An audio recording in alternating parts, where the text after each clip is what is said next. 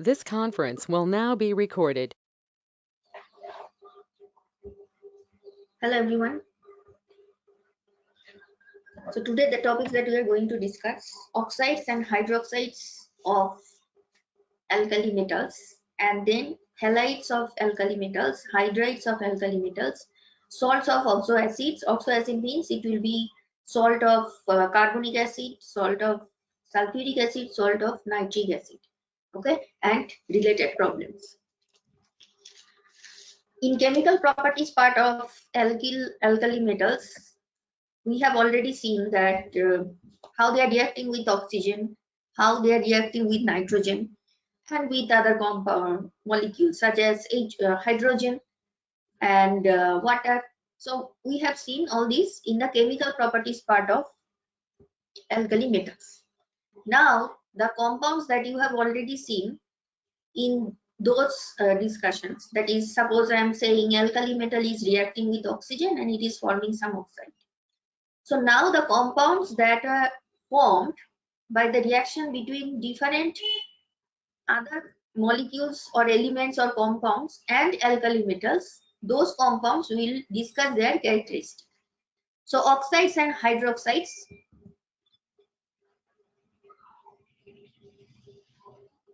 Oxides and hydroxides, these are that is, first consider oxides. So when there is combustion reaction in excess of air. Now in air it is true that there is oxygen and there is also nitrogen, but here we are talking about oxides. So when alkali metals they are reacting with oxygen, what they are actually producing? They are producing lithium is mainly formed. It is mainly forming Li2O, which is normal oxide. Normal oxide means oxygen carrying 2 negative charge, and it may form some amount, little amounts of Li2O2, but mainly if we want to know what is the product when lithium is reacting with oxygen, it is basically Li2O. Then the next element, sodium, it forms peroxide, and it may be some amount of NaO2 also. And potassium, rubidium, cesium, that is the next three elements, they form superoxides, and the formula is MO2. So how these are formed, that we have already seen in the chemical properties part. And here in this table also you can understand that monooxide, basically this type of molecule that is formed only by lithium, Li2O. Here the oxide and oxygen carrying 2 negative charge, and the oxidation state is -2 obviously.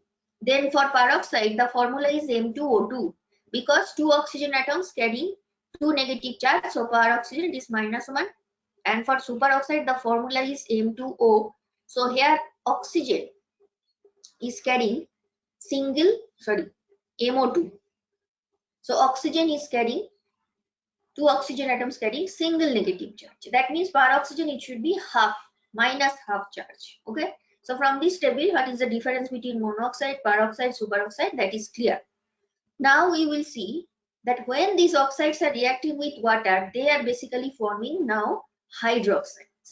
And these hydroxides, as they are formed from alkali metal, which are the most electropositive metals in the whole periodic table, compared to other metals, they are most electropositive. So obviously the hydroxides that you are getting from these most electropositive metals, they will be highly basic in nature.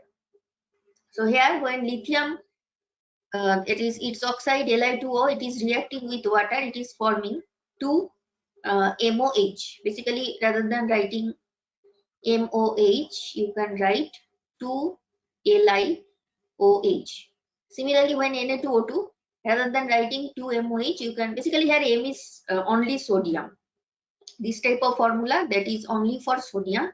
So it is basically forming 2 NaOH, which is basically MOH, if you consider M is equal to sodium.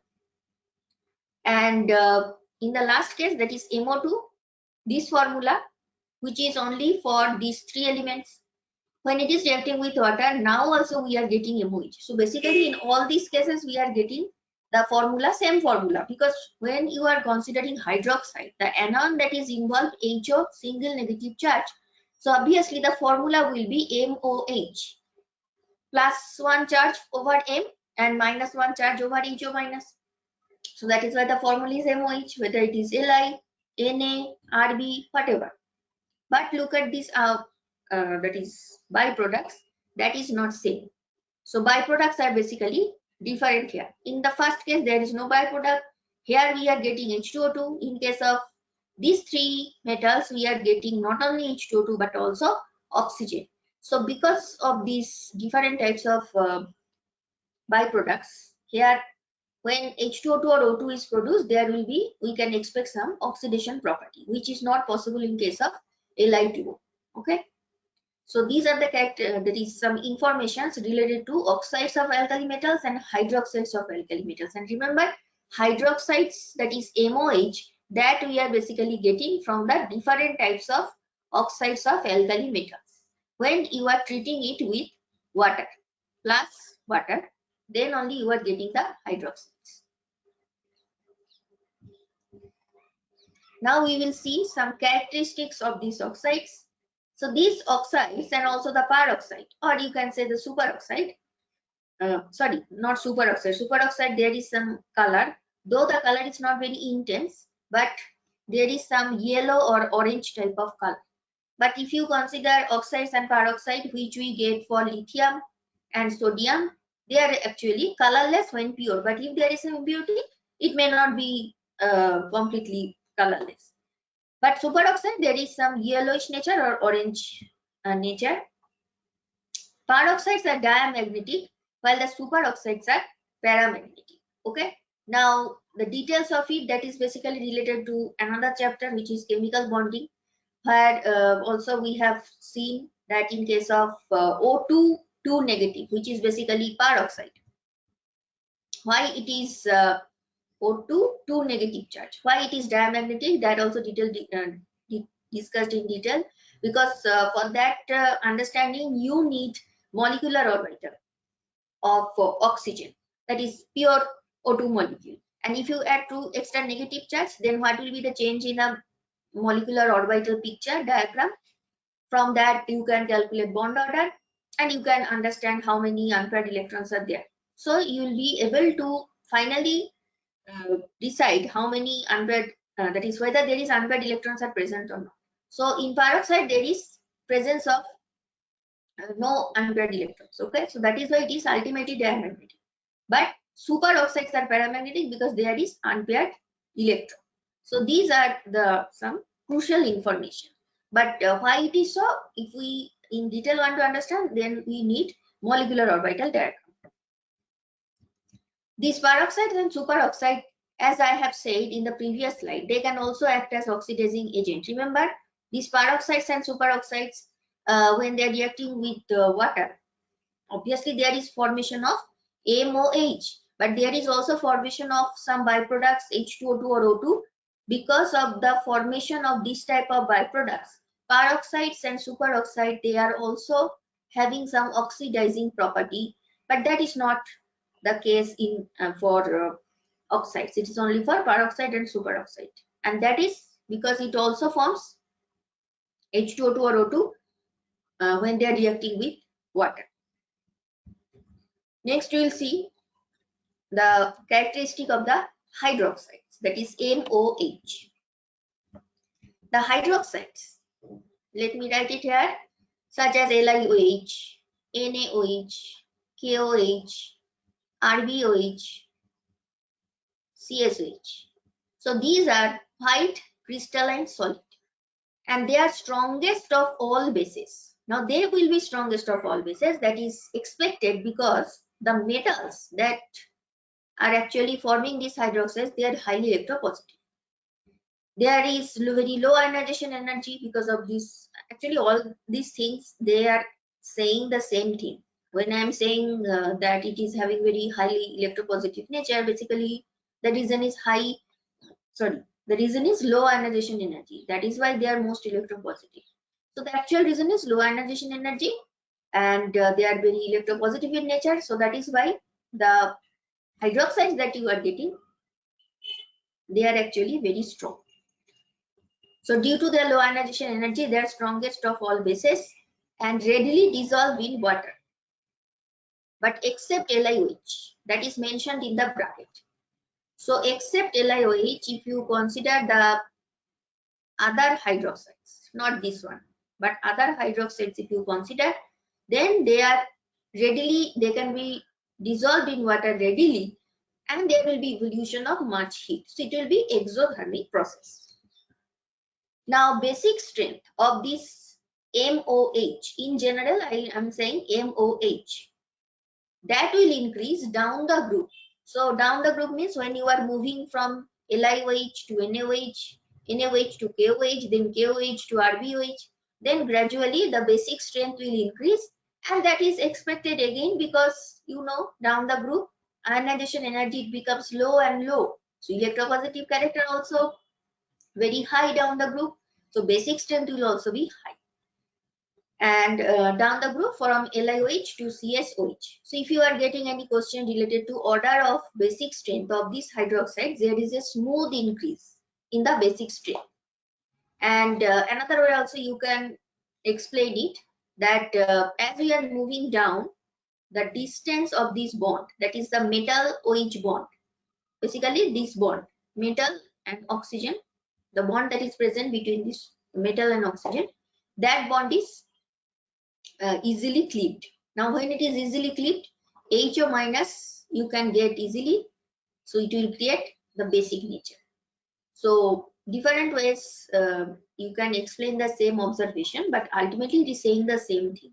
So basic strength is increasing down the group, there is a smooth increase, and MOH bond we can easily break it, and also you can explain from the point of view of low ionization energy down the group, and that is why electropositive character is high. So these are the reasons. Being strongly basic, obviously they will be reacting with acids, and when when acids are reacting with bases, there will be formation of salt and water, right? So salts are basically colorless ionic solids, that is these salts basically, that is the salt that you are getting from this hydroxide. See, if you are taking NaOH and you are treating it with HCl, this is acid base reaction, you are getting sodium chloride as salt and water, that is a byproduct. Similarly, if you take H2SO4, now there is two replaceable hydrogen in HCl, there is only one, so two replaceable hydrogen in H2SO4, so that is why here in the balanced equation it will be 2 potassium hydroxide. It may be NaOH also, and you are getting potassium sulfate salt and 2 molecules of water. So these are the reactions between acid and base, and you are getting salt and water. So these salts are colorless ionic solids, and their solubility is very good.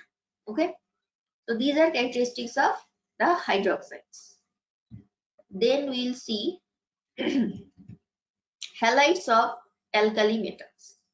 Now halides of alkali metals, in general I will write MX. This M may be any of this metal, and X may be FCl, Br or I. The alkali metals we have seen in the chemical properties part that they react directly with the halogens because they have a special affinity for them. These metals are very electropositive, halogens are very electronegative. They are in the two extreme of the periodic table, highly non-metallic, highly metallic. So obviously they will react with each other, and they will be having some affinity for each other under appropriate condition, and they will form halide, this type of general formula MX. Now other methods also you can use. It is true that they can combine directly, that is one way, but you can make these halides can also be prepared by the action of aqueous halogen acid. Halogen acid means general formula HX. HX may be HCl, HBr. So these are that is the halogen will be present. So that is why we are calling it halogen acid. HCl, HBr, HI. So you can also prepare them by the action of these halogen acids on metal oxides. So see, we have taken oxide M2O, which is basically Li2O. It is reacting with two molecules of HX. It is forming two molecules of metal halides, and water is the byproduct. Then hydroxide or carbonate. If you take hydroxide, that is if you take MOH, or if you take carbonate salt, that is M2CO3, for example Na2CO3 or K2CO3. So you can also treat these carbonate M2CO3 or hydroxide MOH with halogen acid, and you can get MX, because in this way halides can be produced. And here byproducts are there, CO2 because it is M2CO3, and here we have only water. Okay. Now, if we consider their characteristics, this is very important. You will get, you will see many questions there from this topic, that is halides of alkali metals, and they have some interesting properties. That interesting observation we'll see. So all these halides are colorless, high melting crystalline solid. High melting crystalline solid, mostly their nature is ionic. Okay, so there is crystal, and to break crystal we need high temperature. So that is why melting point is high. They are very stable, and how we will know that they are thermally stable? When I'm saying stable, it is basically by default we are talking about thermal stability. That is, if you are applying heat, how much heat it can tolerate. So if suppose if you are applying 1000 degrees centigrade, then also it is very stable. So you can say that it is stable. So we are talking about that kind of stability. That is with temperature, how much stability? Thermal stability we are talking about. Now how we will know that? You can get some idea from the enthalpy of formation value, which is expressed like this: del HF naught, standard state. So that is why naught sign is there. Now what is enthalpy of formation? In thermodynamics part we have seen it clearly. Let me tell you again what is enthalpies of formation. Enthalpies of formation is the amount of energy that is released when you are forming 1 mole of any compound from its constituent elements in their normal state. That is normal state, I'm trying to say standard state. If you are doing this process, then the amount of energy that is released, mostly it is released energy, that it will be negative sign. Okay, so suppose 1 mole, you are preparing 1 mole NaCl. So you will start from solid sodium and chlorine gas, right? Okay, let me write it properly. Enthalpies of formation is when you are preparing 1 mole of any compound. So in this case we are discussing halides, so I am taking the example NaCl. Now NaCl you are making suppose 1 mole. So what are the constituent elements? Constituent elements are sodium and chlorine. Now what is the under normal condition? What is the physical state of sodium? Sodium, it is solid. So you have to take sodium in solid state. If you are taking sodium in gaseous state, then you are doing this reaction, and you are saying that the released energy is enthalpy of formation. No, that is not correct. It is the energy liberated when you are making 1 mole of this compound from its constituent elements, but these elements are in their standard state. So sodium under normal condition it is solid, and we know chlorine under normal condition it is gaseous. So when you are doing this half chlorine basically, then you are getting 1 mole NaCl. So for this process, the amount of energy that is released, that is, we can say that enthalpy of formation of sodium chloride. So when this del HF value is very negative, the more negative it is, you can say that it will be stable. So from the values, if it is given, we can have some idea which compound will be more stable. Right? Now it is observed that the del HF naught values for fluoride. So fluoride sol means F minus anion is written here. So it is basically saying that the fluoride halide, that is LiF, NaF, I'm talking about all this. So the del HF values for the fluoride become less and less negative as you are moving down from lithium to sodium to potassium, etc. But if instead of taking fluoride, you have taken chloride, bromide or iodide, now it is the reverse case. Now this value of del HF, as you are moving down, it will become more and more negative. So pictorial representation you can consider like this. When it is moving down, that is, we are moving down in case of fluoride. So all these salts are fluoride, LiAF, NaF. See, it is becoming less and less negative. Now less and less negative means When del HF value is becoming less negative, that means down the group there will be decrease. That is, thermal stability will decrease. Okay, which is clear from this del HF not values. But for chloride, bromide and halide, the case is reversed. Now here X that is mentioned, that is actually equal to chlorine or bromine or iodine, any of these three. And see, down the group the value is becoming more and more negative. That means down the group it will increase, thermal stability will increase. So this is very important observation, that when you are taking the fluoride salts, you are getting one type of observation, that is thermal stability order is one type. But when you are taking chloride, bromide, iodide, now the thermal stability order is reverse. Fine. One more information related to this.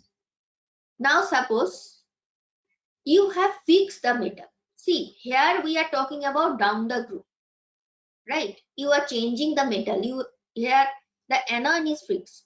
But suppose the reverse if you do, the metal is fixed. So the metal we have fixed it to sodium, and you are comparing NaF with NaCl with NaBr like this. So here metal is fixed. We are only changing the anionic part. Now what will happen? Del HF naught will become always becomes less negative, starting from F minus to I minus. So that is why fluorides will be more stable, because only for fluorides, when the metal is fixed, it is maximum negative. Okay, and this one iodide will be least stable. So here we have taken M. So M may be any alkali metal, it may be lithium, sodium, potassium. But whatever it is, when you have fixed the metal, you are just changing the halide. Down the group, it is becoming less and less negative. That means this one will be maximum stable, and down the group, it is decreasing. So here total 3 observations we have seen. The first pictorial representation, it is only for fluorides, and we are here seeing that down the group, as you are moving from, you are changing the metal basically. Then it is decreased because it is becoming less negative. Then again you are moving down the group, but now the anions, it may be any one of them. Now the observation is like this, thermal stability is increasing. And the third thing that we have seen just, now you have fixed the metal and you are just changing the anion, F to Cl, F minus to Cl minus like this. Then also it is decreasing from F to Cl to Br to I. Okay. For the same alkali metals, that is, if you compare the MP and BP of same alkali metal halides. So suppose I am taking Kf, then I have taken KCl, then KBr and Ki. So here metal is fixed. For same alkali metal, you are just changing the anion. Now it is observed that MP and BP both, melting point, boiling point, both decrease in this order. So it is easy to remember because it is also the following the same, that is fluoride to chloride to bromide to iodide. It means what?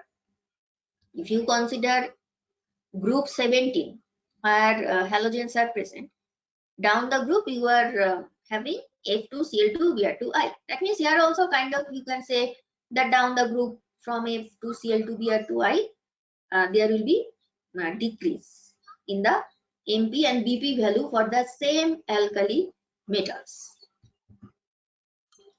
All halides are ionic in nature. Now that is expected because these compounds you have made from metal, highly electropositive metal and highly electronegative metals. So electronegativity difference is very high. So obviously their nature will be very ionic.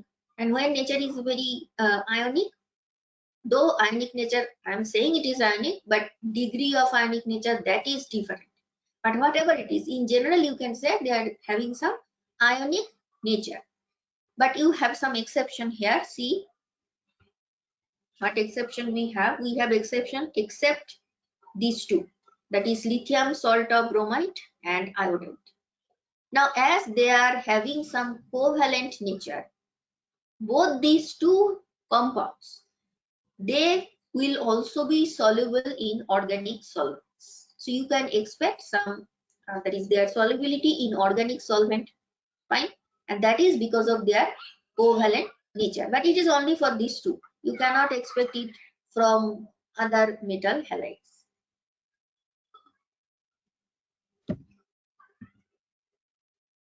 Now, one thing must be clear, though this information I have several times I have discussed in other chapter also, but again I am highlighting this part because if you want to understand the solubility of halides, you should have clear idea about lattice energy and hydration energy, that is energy of hydration or hydration energy.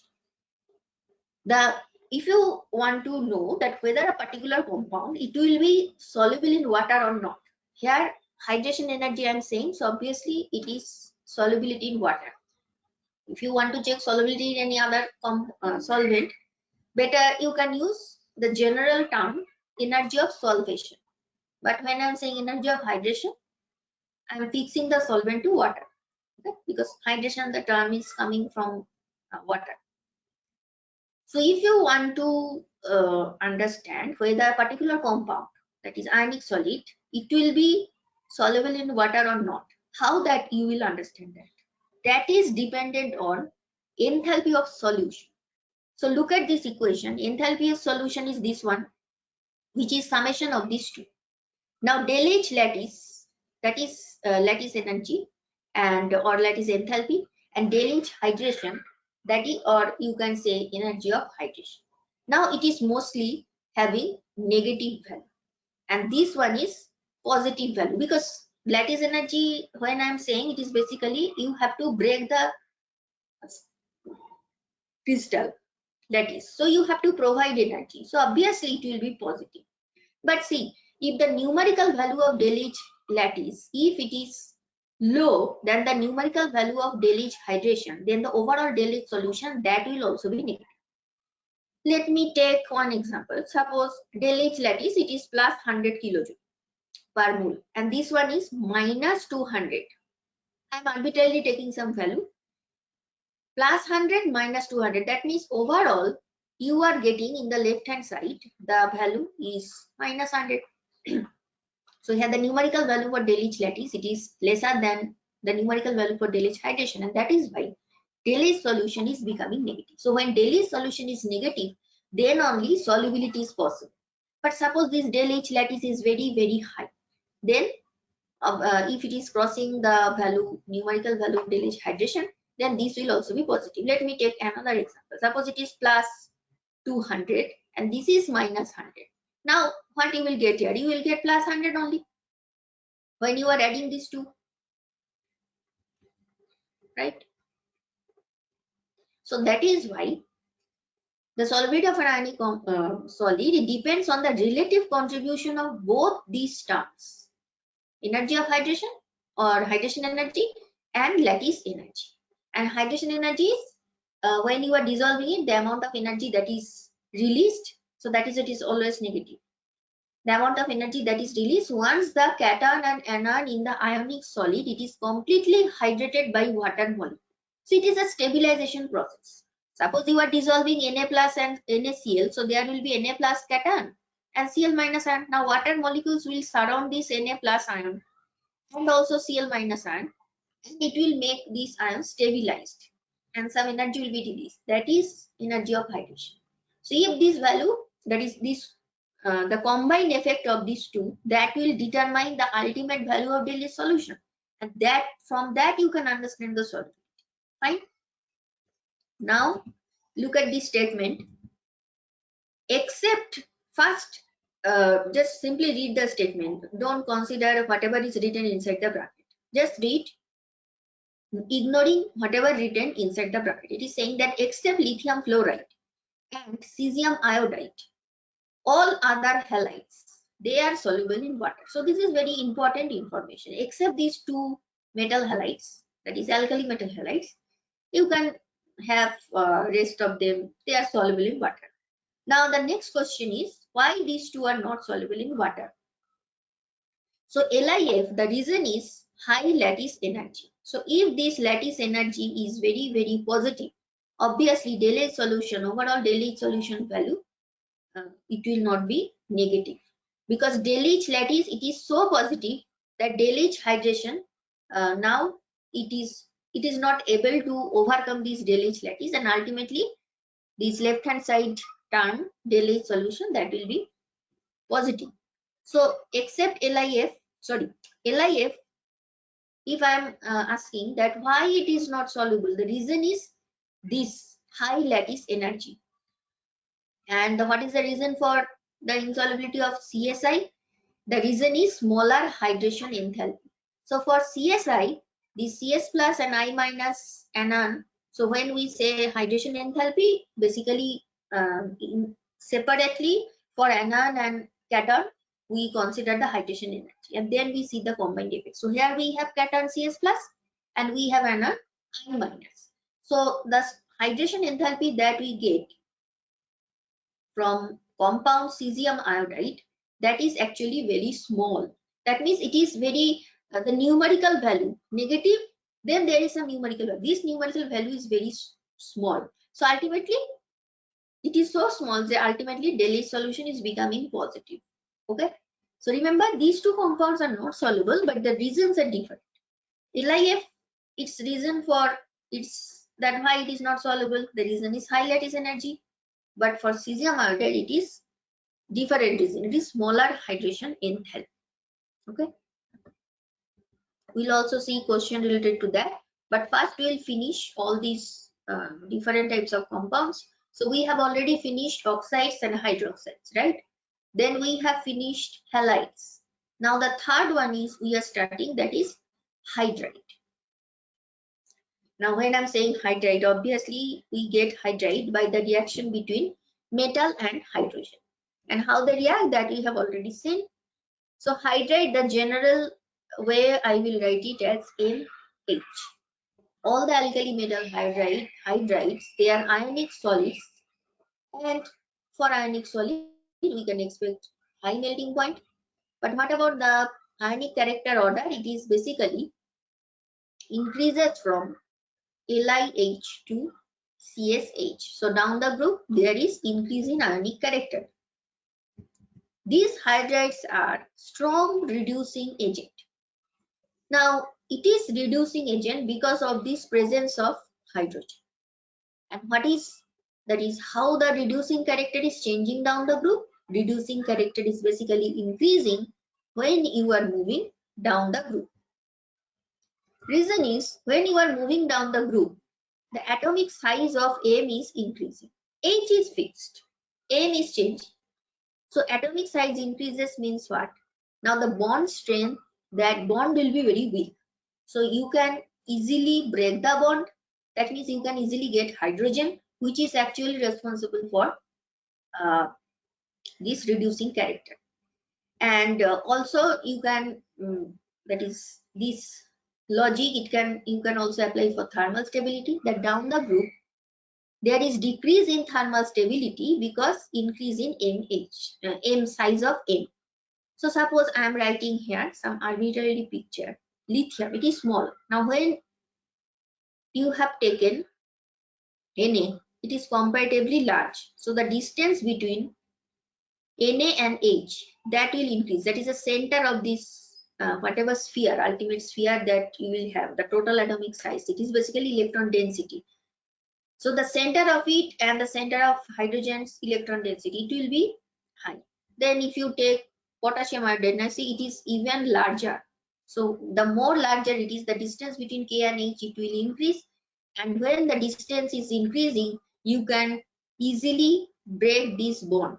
So in this case, it will not be very easy, but as you are moving down, you can easily break it. That means thermal stability down the group is decreasing. You can easily break. Means what? Thermal stability is not good. It is becoming less and less. It is decreasing. But reducing character increases on moving down the group. So this table, there is summarization.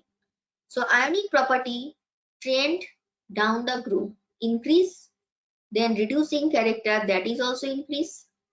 but thermal stability, that is basically decrease. Okay, so in this way, so try to see, simply don't remember it without understanding the logic. So down the group ionic character, you can expect it that it will increase because electropositive character of the metals high. And down the group reducing character is increasing because you can easily break this bond. Easily break this bond means you can access hydrogen. So reducing character will increase. And down the group you can easily break bond, that means thermal stability will decrease. So lithium hydride, that will be most stable, and the last one will be least stable. Okay, so these are the characteristics of hydrides of alkali metals. So we have finished. Let me once more summarize. Oxide, hydroxides, halides, hydrides. These four we have seen. Next we are going to salts of oxoacids of alkali metals. Now if you are thinking what is oxoacid, we will also see its structure. But this information, look at this, that alkali metals form salts with all oxoacids. Almost all oxoacids. And most of these salts of oxoacid, they are having water solubility property and they are thermally stable. Now we will see what are oxoacids. So oxoacid is basically, in general, if I write its formula, suppose we have any element E. I'm writing any element E. If with E there is OH, this type of bond, and so this is a minimum criteria it must have. Otherwise, you cannot call it oxoacid. But in some cases, there may be doubly bonded oxygen also. It may be more than one. Suppose here I have just drawn one E double bond O, but it may be more than that. Okay. So this is the general structure of oxoacid. There must be presence of EOH bond, and there may be some extra double bond and oxygen. So here you can see some examples. That is a common oxoacid from which salts are made. So here, see, if you consider S as E, then this is EOH. Another EOH is also there, and some H double bond O, that is also present. And this is, all of you know, it is sulfuric acid. Then phosphoric acid, this EOH part is present. Total 3 are present. There is also P double bond O. Then carbonic acid. Okay, let me write in the short way. H2SO4. This is H3PO4. This is H2CO3. Carbonic acid. And the last one. Now, obviously, there will be positive sign because nitrogen is having total 4 bonds. Oxygen is having only 1 negative charge. Nitric acid, overall it is neutral. HNO3. So these are salts. These are also acid. Fine. Now, when I'm saying acid, obviously there will be some formation of corresponding salt. For example, suppose I am writing HCl. This is not oxoacid. I am just writing HCl. So tell me one corresponding salt. So what example you will give? You will give me NaCl or KCl. So what you have done here? You have simply replaced the H with the metal Na or any other metal K. Similarly, here also, if we replace the hydrogen, which is attached to this OH, you can get some salt. Fine. For example, if I am replacing this H, suppose I am replacing the H of carbonic acid. One H if I am replacing, then I am writing here ONA. So what will be the formula? The formula will be NaHCO3, right? So one H I have replaced with one sodium. Fine. Now if I am replacing both the H, now it will be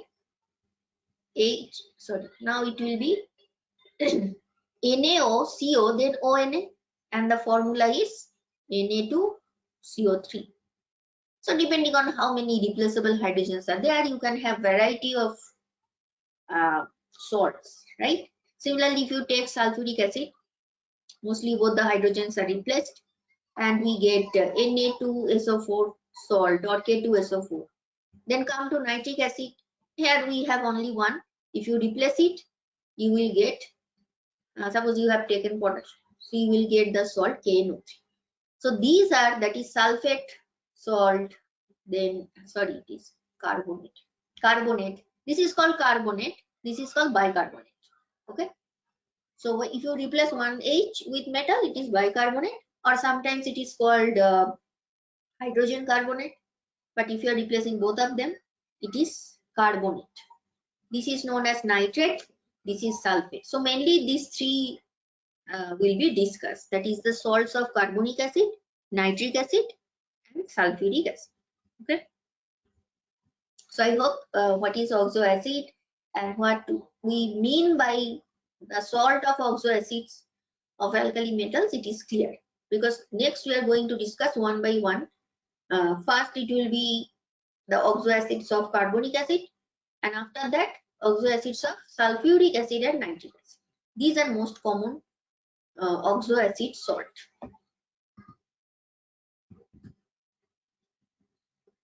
Here we have this heading, characteristic of carbonates. Look at the formula, M2CO3. Now CO3, this anion, that is actually carrying two negative charge. So obviously you need two metals. So the formula is M2SO3. But when it is HCO3, without this M, the anion is HCO3 single negative charge, and this ion is known as HCO3 minus. It is known as bicarbonate ion, or it is called hydrogen carbonate. Okay. So these two are the formulas for carbonate, M2CO3, for bicarbonate, MHCO3. So carbonates and bicarbonates, they are salts of carbonic acid. Now the carbonates of alkali metals, they are very stable up to, look at the temperature, it is 1 to 70 Kelvin, that is 1000 degrees centigrade. It is stable up to that temperature, so you can understand how much stable they are. But if you increase the temperature beyond that, above which they will melt fast, and ultimately there will be decomposition and they will form oxides. But up to 1000 it is stable, which is really, it means that high thermal stability is there. Lithium carbonate, there is some different type of nature. This I have also said in the previous class of this chapter as well, that the first element of each group, there is some different kind of behavior. So lithium is the first member of this group 1. Then when we will start the next group, that is alkaline earth metal group 2, then also you will see the first element beryllium, Be, that is different from rest of the members. And also in the P block, you will see the same thing. So remember, this is the common observation, that the first element for each group, that is S block, P block, it is to some extent behaving differently from the other members. So that is why here also you can see lithium carbonate, that is the first member, its carbonate, it is considerably less stable and decomposes easily compared to the other members. And look at the equation, when it is, so that is decomposed, what we are getting the oxide, and we are getting carbon dioxide. Now there is a very good way, that is a pictorial representation, by which you can understand that why, how this Li2O is formed, how CO2 is formed, and why here lithium is behaving differently, because of it is basically based on Fresnel's rule. So here we have lithium plus, but if you take other carbonate, carbonate is fixed. Whether you take sodium carbonate, lithium carbonate, carbonate is fixed. You are just changing the metal. So we have Na plus or K plus. Now see, when you are moving from Li plus to Na plus, size is increasing, right? But amount of charge is same. So charge by volume. Volume means size increase means what? Volume is also high. So charge by volume, this value, it will be maximum for lithium plus, because charge is constant. Only the denominator part is increasing. So overall ratio, if you see, it is max for Li plus. And when this charge density, you can easily remember it. Simple density is mass by volume. So when I'm saying charge density, it is charge by volume. Okay. So charge density is max for Li plus, and when charge density is very high, it can polarize the anion with which it is attached. Now look at this picture.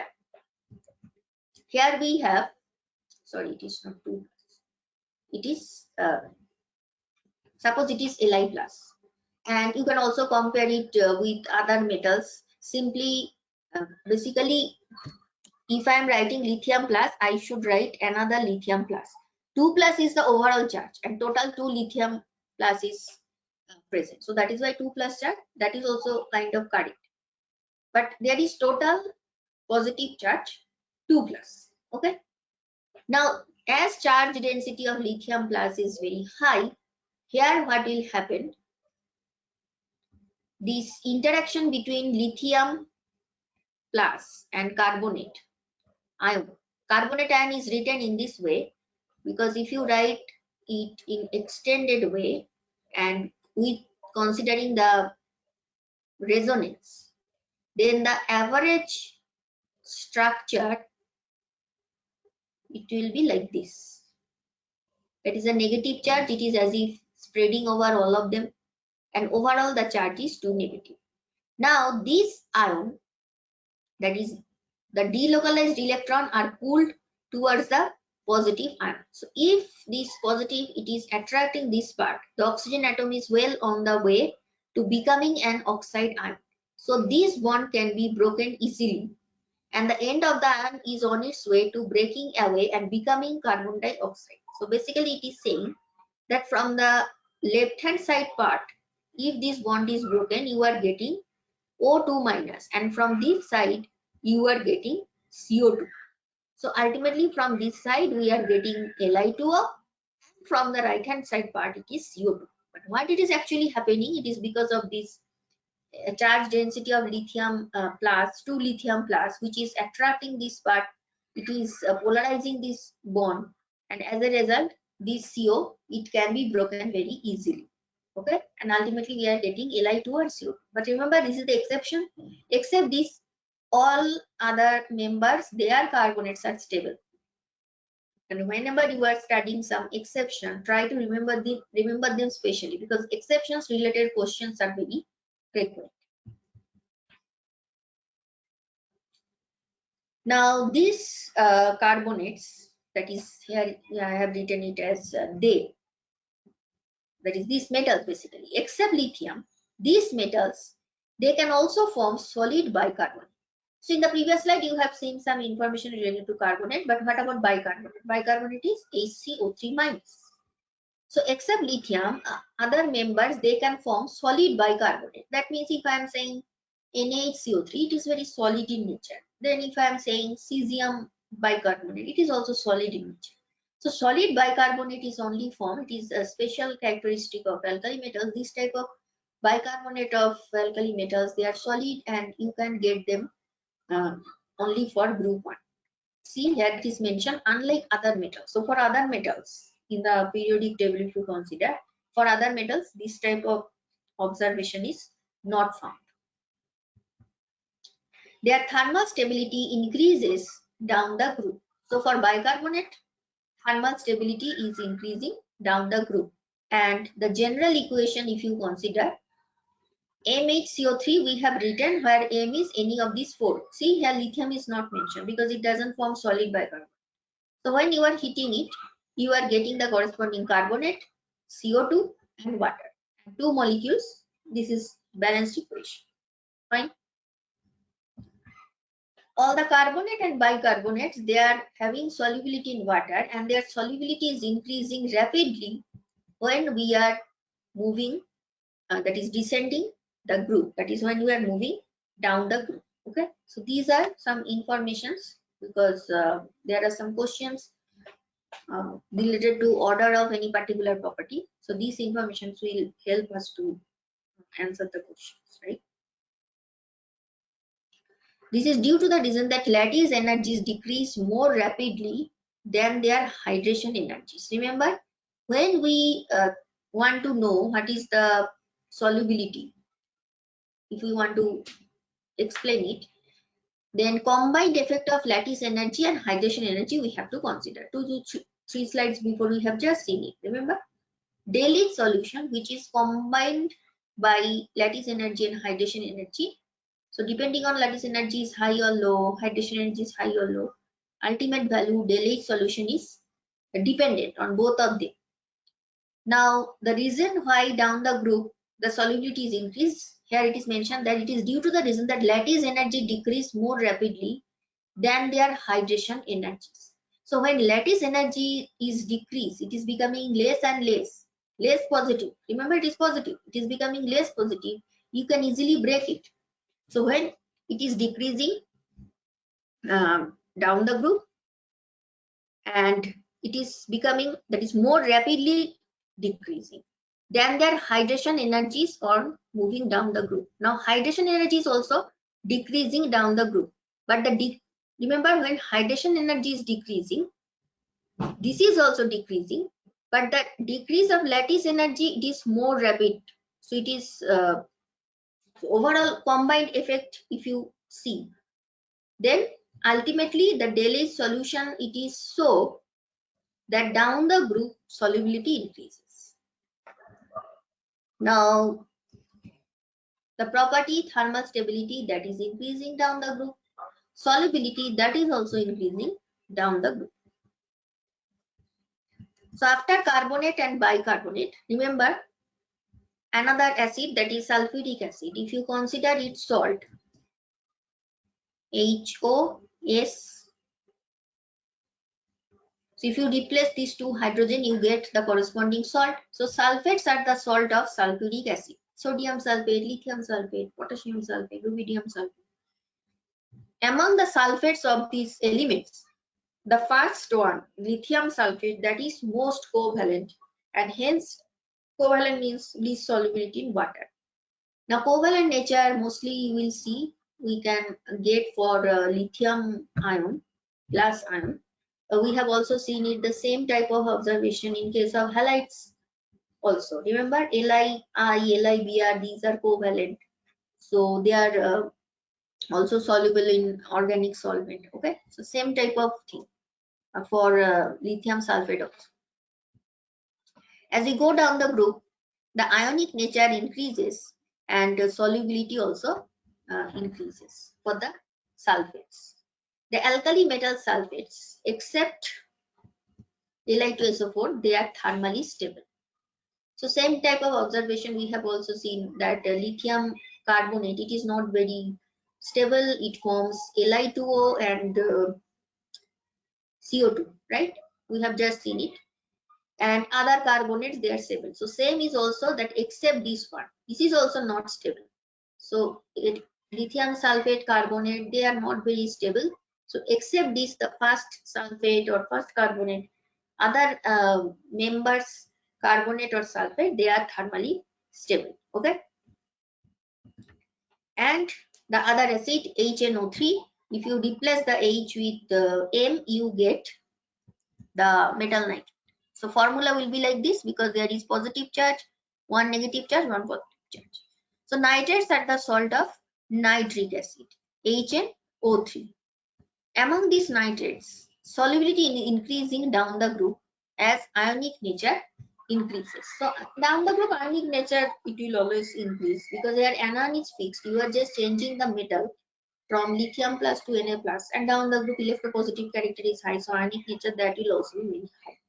Solubility increases, ionic nature increases. So solubility, obviously it is in water. When nothing is mentioned, you can consider it is saying about water. When nitrates of alkali metals, again see there is exception. So we will always find exception with the first element. Okay, and that also we are seeing here. Lithium sulfate, lithium carbonate, nitrate, it is behaving different. So for nitrates of alkali metals, except the first metals nitrate, are heated, they will decompose and they will give metal nitrite and oxygen. So the behavior of lithium nitrate when it is decomposed and the behavior of other metal nitrates when it is decomposed, the behavior is different.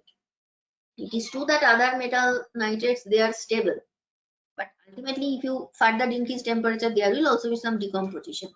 LiNO3, it will be easily decomposed, but all of them, by controlling temperature at different values of temperature, you can get decomposition reaction. But the interesting point is, look at this, it is different. So when it is lithium nitrate decomposition, the product that you are getting. And when it is other metals, so here metal is Na, K, Rb or Cs. When it is other metals, now you are getting MnO2, which is metal nitrite. Nitrite is NO2 single negative charge. So the formula is MnO2. So here you will be getting NaNO2, or you will get KNO2, Rb NO2, cesium NO2, like this. But when you are decomposing lithium nitrate, you are getting the oxide. You are not getting LiNO2. We are not getting it. That is the exceptional behavior for the first member. Instead, we are getting oxygen is common for both, but here we are getting oxide and NO2 gas, nitrogen direct. So behavior is different, and this is also very important observation. Fine.